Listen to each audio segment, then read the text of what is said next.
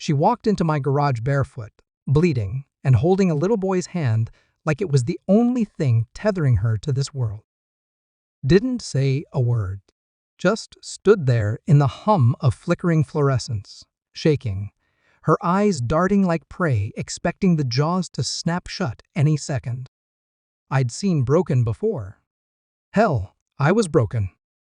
But this was different. It was just past midnight, rain coming down in waves. The kind that smells like metal and regret. I'd been elbow deep in the engine of a '72 Cutlass that wasn't worth the trouble when I heard the creak of the side door. I thought it was the wind, or maybe wishful thinking. Most nights I wished no one would find me. But there she was. Her white shirt stained rust red from the ribs down. A jagged gash above her eyebrow. One sandal missing. And the kid couldn't have been older than 6.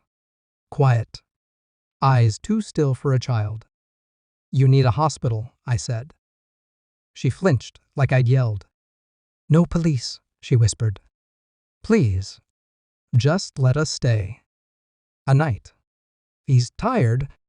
I looked at the boy. He didn't blink. Didn't move. Just gripped her hand like it was the only thing keeping gravity from tearing him off the earth. The garage wasn't much, but it had a cot and some supplies. I gave her a med kit and walked away, let her clean up without questions. Sometimes the worst thing you can do to a hurting person is ask them to speak. She didn't tell me her name. I didn't tell her mine. Next morning, the rain was gone, but the silence stayed.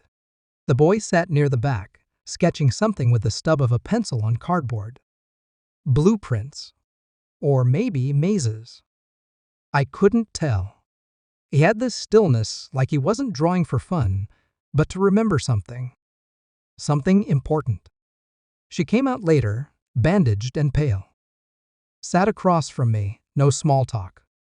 "He doesn't talk much," she said, nodding toward the boy. "But he sees everything. What's he running from?" She looked me dead in the eye.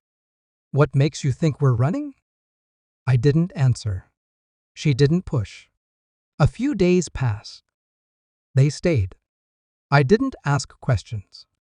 She helped around the shop, organized shelves, swept floors. The boy stayed close. Too close. Wouldn't let her out of his sight for more than a minute. At night, she'd hum softly to him. Old lullabies, low and cracked. Sometimes I'd hear her crying when she thought I wasn't listening. One night, I saw the blueprint again. The boy had it laid out on the hood of a rusted Buick, tracing lines with his finger. But it wasn't a drawing. It was a floor plan. Security layout. Labeled clean, professional. I looked closer. "This is a private estate." He didn't answer. Just slid the sketch toward me and tapped a small square near the center. "Safe." One word. Whispered like a secret. That night, she told me the truth. Or part of it. His name's not really Eli.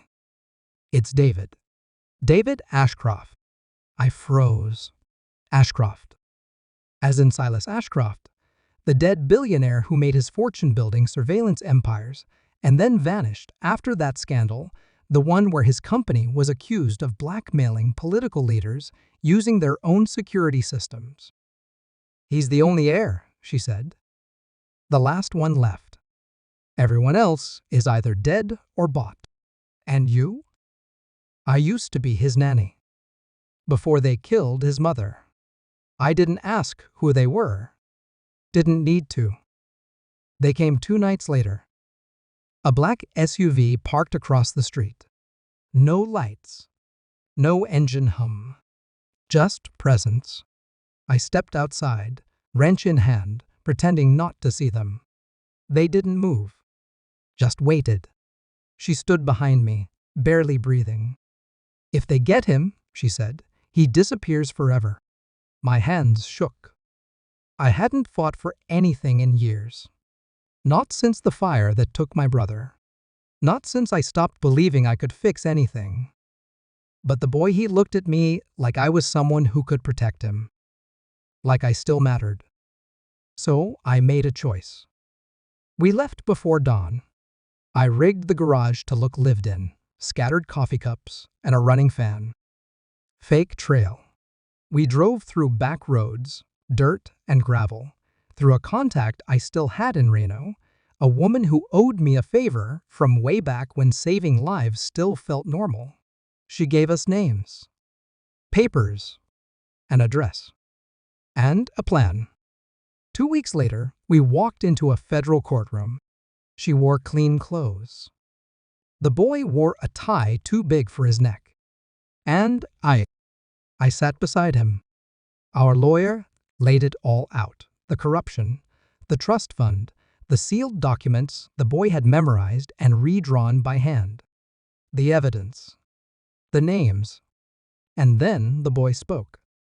For the first time, in front of everyone. My grandfather built prisons with glass walls, he said. Now I see everything. And I remember. Afterward, the woman cried into my chest. Not out of grief, but release. The boy stood beside us, holding both our hands.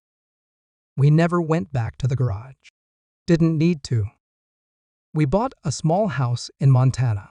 Quiet, cold, honest. He builds now not blueprints of prisons, but bridges, solar arrays, wild machines I don't understand. She teaches at a local school, and I fix engines on the weekends, but mostly I just sit on the porch and watch the sky. Some nights, when the wind gets loud, I think about the moment they walked in. Barefoot, bleeding, silent. I thought they needed saving. But really, they saved me. And in that garage, soaked in oil and ghosts, a boy with no name found a man with no purpose and gave him one.